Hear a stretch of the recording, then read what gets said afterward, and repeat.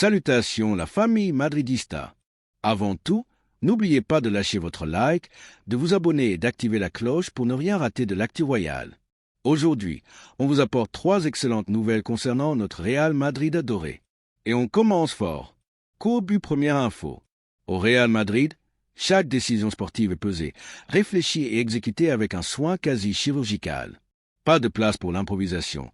Encore moins quand il s'agit d'un poste aussi important que le couloir gauche ou du retour d'un joueur formé à la maison.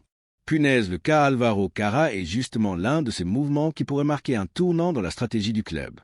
Si son retour se concrétise dès cet été, il ne s'agira pas seulement d'un ajustement de mercato, mais d'un pari identitaire, émotionnel et visionnaire. Le Real ne miserait pas seulement sur un latéral performant, mais sur un pur produit de la maison, forgé à la Fabrica, parti chercher de l'expérience en Angleterre, Manchester United, puis Grenade, avant de briller au Benfica. Une trajectoire exigeante, qu'il a transformé en joueur mûr, tactiquement solide et encore plein de potentiel à 21 ans. Bulle ce retour aurait l'aval de tout le club, des dirigeants de Valdebebas, qui voient en lui une valeur sportive et économique, jusqu'aux supporters du Bernabéu, qui adorent voir les anciens de la Contra triompher en équipe première. Álvaro n'est pas un inconnu, il a grandi avec les valeurs et l'exigence du club. Il a quitté Madrid à la recherche de temps de jeu pour progresser, et aujourd'hui, c'est le bon moment pour rentrer à la maison, plus fort, plus complet, et avec l'ambition de s'imposer définitivement avec le maillot qu'il aime. Sportivement, ça a du sens. On parle d'un latéral de 21 ans, déjà rodé à la Premier League et à la Liga portugaise, avec des performances de très haut niveau et une marge de progression immense. On continue sur Álvaro Carrà, parce que ce que ce joueur représente va bien au-delà du terrain. Ce que Carrà a montré ces dernières saisons, c'est qu'il peut rivaliser au plus haut niveau, qu'il ne recule pas dans les moments chauds, qu'il reste solide défensivement tout en apportant constamment offensivement. C'est un latéral complet, moderne, sûr de lui dans les duels, capable de relancer proprement, de projeter le jeu vers l'avant, tout en restant rigoureux dans le positionnement. Il n'est pas un ailier reconverti, ni un latéral de fortune. C'est un vrai défenseur de formation, avec une discipline tactique et une intelligence de placement qui ont immédiatement séduit Xavi Alonso. Et ça, ce n'est pas un détail. Le feu vert du nouveau coach madrilène a un poids énorme dans ce dossier. Xavi a montré depuis sa prise de fonction qu'il savait exactement ce qu'il voulait. Une équipe solide, équilibrée, avec un savant mélange de jeunesse et d'expérience, et surtout des joueurs fiables défensivement. Et Carrà coche toutes les cases. Qualité technique, mentalité exemplaire, travail constant et cette connexion émotionnelle avec le club qui peut faire vibrer le Bernabéu. Cercle blanc moyen parce que oui, au Real, l'émotion compte. Le sentiment d'appartenance, la fierté de voir un fils de la maison revenir en héros, prêt à triompher. Ça crée une union profonde avec les supporters. C'est un message fort. On n'oublie pas ceux qui sont passés par la Fabrica. Et voir un joueur formé ici, revenir par la grande porte, auréolé de réussite, c'est une image puissante pour l'institution. Loup pointant vers la gauche et au-delà de l'aspect émotionnel, il y a un besoin sportif clair. Le poste de latéral gauche est un vrai casse-tête ces dernières saisons. Entre les blessures, les alternances forcées et l'absence d'un titulaire fiable sur la durée, le club a besoin d'une solution durable. Pas d'un pansement, pas d'un pari à court terme, mais d'un vrai renfort avec garantie. Et Carrà, avec son profil complet et sa progression constante, représente la solution la plus cohérente pour renforcer cette zone. Sac argent, évidemment, il y a la question du prix. Sa clause est estimée à 50 millions d'euros. C'est une somme importante, surtout pour un latéral aussi jeune. Mais dans le football moderne, la qualité se paie et la projection d'élite a un prix. Si le club estime, après analyse, que cet investissement répond à un besoin structurel et qu'il s'inscrit dans un projet global, alors c'est une dépense justifiée, un investissement à long terme. Florentino Pérez le sait mieux que personne. On ne bâtit pas l'avenir en dépensant sans vision, mais en misant sur des profils adaptés à la philosophie du club.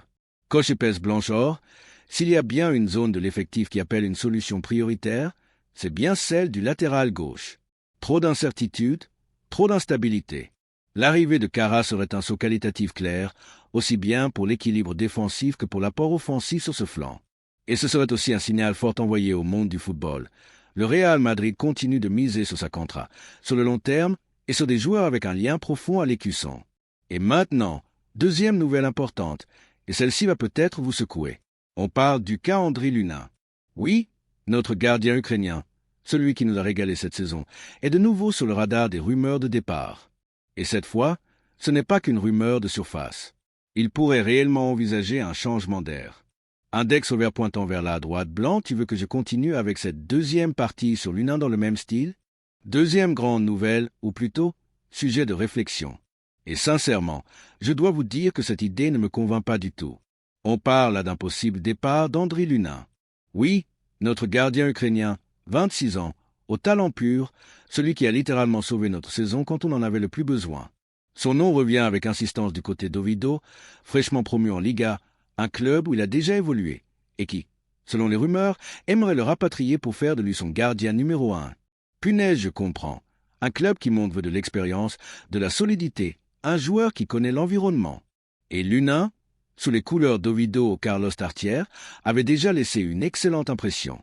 Mais là où le cœur madridista parle, c'est quand on se rend compte de ce qu'on risque de perdre. Oui, on dit que le retour de blessure de notre gardien titulaire relègue Lunin à un rôle secondaire, qu'il cherche du temps de jeu, qu'il veut jouer l'Europe, qu'il veut se sentir important dans un projet où il aura les clés.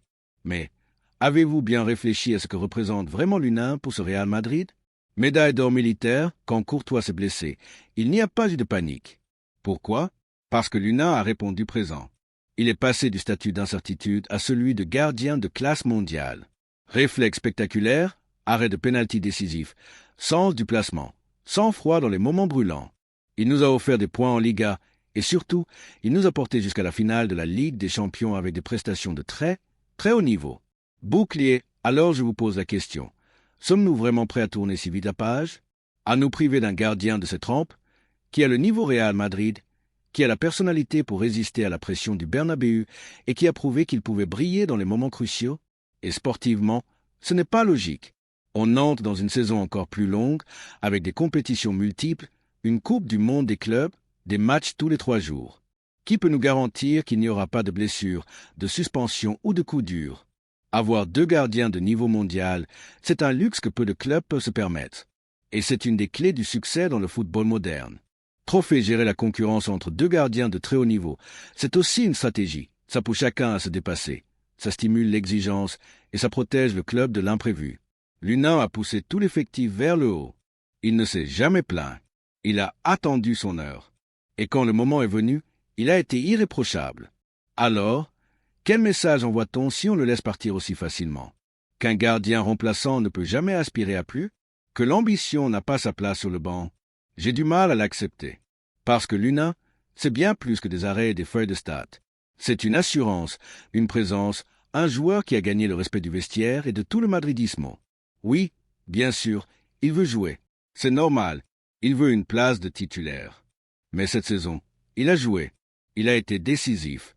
Et dans un club comme le Real Madrid, aucun poste n'est garanti, même pas celui de gardien. Alors est-ce qu'on doit vraiment tourner le dos à une pépite qui a tenu la baraque pendant l'année la plus instable au poste? J'ai un vrai doute. Et toi, qu'en penses-tu? Est-ce qu'on doit retenir Lunin coûte que coûte, ou le laisser partir pour qu'il puisse voler de ses propres ailes? Mégaphone pour acclamation, dis-moi ce que tu en penses dans les commentaires. Et si ce genre de contenu te parle, n'oublie pas de liker, partager et t'abonner à la chaîne pour ne rien manquer de l'actualité du Real Madrid. On se retrouve tout de suite pour la 3e et dernière grosse nouvelle de la journée. Et on continue, parce que le cas Lunin mérite encore quelques mots. On parle d'un gardien en pleine maturité, qui a accumulé de l'expérience dans plusieurs grandes ligues, mais surtout d'un joueur qui connaît déjà ce que signifie porter le maillot du Real Madrid. Il a tenu la baraque au Bernabéu dans les moments les plus tendus, et ça, très peu peuvent s'en vanter. Alors pourquoi se priver d'un tel atout? Pourquoi rompre une dynamique si précieuse? Il a encore une marge de progression énorme, et au-delà du terrain, il représente un message fort. Un message aux jeunes de la Fabrica, à ceux qui travaillent dans l'ombre, qui attendent leur chance et qui, quand ils la saisissent, laissent une trace. Que leur dit-on si on laisse Lunin partir dès que Courtois revient? Qu'au final, la fidélité et le mérite ne suffisent pas? Ce n'est pas la philosophie qui a bâti la grandeur de ce club. Bulle et puis soyons honnêtes, le marché des gardiens est compliqué. Si Lunin s'en va, qui le remplace? Un gardien moins expérimenté, moins fiable, qui ne connaît pas la pression du Bernabéu? Ce serait un pari risqué. Ce que nous avons aujourd'hui est un équilibre parfait. 2 gardiens de très haut niveau qui se motivent mutuellement et qui élèvent ensemble le niveau du poste. Oui, je comprends Lunin. Il veut jouer, il veut exister. Mais ici, au Real Madrid, les minutes ne se réclament pas, elle se gagne. Et cette saison, il l'a fait. Il a gagné son statut, pas seulement en jouant bien, mais en s'imposant comme un acteur essentiel de notre parcours. Même s'il n'est pas titulaire chaque semaine, sa présence est vitale pour le groupe, pour la saison, pour la stabilité. Et puis, soyons clairs, être le deuxième gardien du Real Madrid, c'est être le meilleur deuxième gardien du monde. C'est un poste exigeant, prestigieux et crucial dans les grandes échéances. Le garder serait une démonstration d'intelligence, de gestion saine et d'un pari fort sur la qualité et l'engagement. Mégaphone pour acclamation maintenant. Je veux vous entendre, vous, la famille madridista. Index vert pointant vers la droite blanc, est-ce une erreur de laisser partir André Luna? Index vert pointant vers la droite blanc, ou pensez-vous que son départ est inévitable, peut-être même bénéfique pour lui? Index vert pointant vers la droite blanc, le club devrait-il faire un plus gros effort pour le retenir? Ouvrons le débat dans les commentaires. Dites-moi ce que vous en pensez. Si notre tension est maintenant, passons à la troisième nouvelle, un vrai coup de tonnerre. Comme toujours, au Real Madrid, chaque décision est calculée, chaque mouvement pensé, planifié. Il n'y a ni improvisation, ni émotion excessive quand il s'agit de gérer l'avenir des grandes figures du club. Et pourtant, la situation de Vinicius Junior, l'un des joueurs les plus emblématiques de ces dernières saisons, commence à prendre un virage inattendu. Il y a à peine quelques mois, Vinicius était considéré comme intransférable, un pilier du projet, une star inamovible. Mais aujourd'hui, malgré les apparences, son avenir à la Casablanca est plus ouvert que jamais. Une vague de rumeurs, de débats et de spéculations secoue la presse mondiale et maintient tout le madridisme en haleine. Le club, fidèle à sa froideur stratégique, analyse la situation avec pragmatisme. Et ce qui se prépare pourrait surprendre beaucoup de monde. Index ouvert pointant vers la droite blanc, souhaites-tu que je continue avec cette troisième partie complète sur Vinicius dans le même style immersif? Le discours du joueur en public a été très clair. Vinicius continue de proclamer son amour pour le Real Madrid, réaffirmant son envie de rester, de marquer l'histoire, de continuer à écrire son roman blanc. Mais dans les faits, les négociations racontent une autre histoire. Une histoire de tension, d'exigences trop hautes, de distance qui se creuse. Et pendant ce temps, le club, lui, avance. Car au Real Madrid, on ne met pas l'institution en péril pour une individualité, aussi brillante soit-elle. La politique de Florentino Pérez est claire. Les stars doivent s'adapter au projet, pas l'inverse. Si Vinicius veut rester, il devra le prouver autrement que par des déclarations affectives. Il devra s'inscrire dans un cadre salarial cohérent, dans un projet collectif exigeant, dans un vestiaire où la méritocratie règne. Sinon, le club n'hésitera pas. Un transfert à 100 millions d'euros, ce n'est pas une catastrophe. C'est une opportunité. Une opportunité de rajeunir encore l'effectif, d'incorporer des profils compatibles avec la philosophie de Xavi Alonso, de renforcer un secteur offensif où la concurrence est de plus en plus rude avec Mbappé, Endrick, Rodrigo, Brahim ou encore Arda Güler. Balance ce que nous vivons avec Vinicius. C'est un moment charnière. Un moment où le cœur madridista se déchire, mais où la raison du club doit prévaloir. Silhouette de tête qui parle, alors je vous pose la question. Famille madridista. Index vert pointant vers la droite blanc, pensez-vous que le club doit faire un effort pour garder Vinicius, même au prix fort? Index vert pointant vers la droite blanc, ou croyez-vous qu'il est temps de tourner la page et de miser sur une nouvelle ère, plus cohérente, plus équilibrée? Index vert pointant vers la droite blanc, son départ serait-il une erreur ou une opportunité déguisée? Dites-le moi en commentaire. On ouvre le débat ensemble, comme toujours, dans le respect et la passion du blason. Et n'oubliez pas, un petit like, un abonnement, et la cloche activée. C'est ce qui permet à cette chaîne de continuer à grandir, à vous informer et à vibrer avec vous au rythme du Real Madrid. On se retrouve très vite pour un nouveau chapitre. D'ici là, prenez soin de vous, et surtout, à la Madrid y nada más. Stade sin tension. Parfois, il se montre conciliant. Vinicius. Il cherche la connexion avec les supporters, il parle avec le cœur. C'est le club de ma vie. J'espère continuer ici pendant de nombreuses années. Avait-il déclaré après une nuit magique en Ligue des Champions. Bulle de pensée, ces mots ont touché le madridisme. Ils ont fait vibrer les tribunes. Ils ont rappelé pourquoi on l'a tant aimé. Mais voilà, ces belles paroles contrastent violemment avec les actes de son entourage. Un entourage obsédé par l'argent, focalisé uniquement sur la maximisation du contrat, sans tenir compte ni du contexte du club, ni de l'équilibre collectif, ni de l'esprit du vestiaire. Croyez ça, à Chamartin, on ne le comprend pas. Et surtout, on ne le pardonne pas. Alors maintenant, Madridista, c'est à vous de trancher. Mégaphone pour acclamation, le débat est ouvert. Index au vert pointant vers la droite blanc, est-ce que le club doit continuer à essayer de renouveler Vinicius, même à ce prix-là, au risque de fracturer la grille salariale? Index au vert pointant vers la droite blanc, ou est-ce que le plus sensé, le plus stratégique, c'est d'accepter son départ et de chercher une alternative sur le marché, un joueur qui comprend ce que signifie ce blason et qui vient avec plus d'engagement que d'exigence? Sablier, le temps nous dira si la décision était la bonne. Mais s'il y a bien une chose que ce blason nous a enseigné, c'est que le Real Madrid ne s'arrête jamais.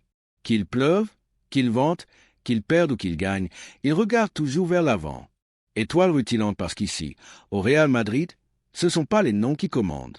Ce sont les valeurs, le blason, l'histoire, et ceux qui ne les comprennent pas ou ne les respectent pas n'ont tout simplement pas leur place ici. Bulle maintenant, c'est à vous, Madridista. Que feriez-vous à la place de Florentino Pérez? Faut-il céder aux exigences de Vini ou lui ouvrir la porte?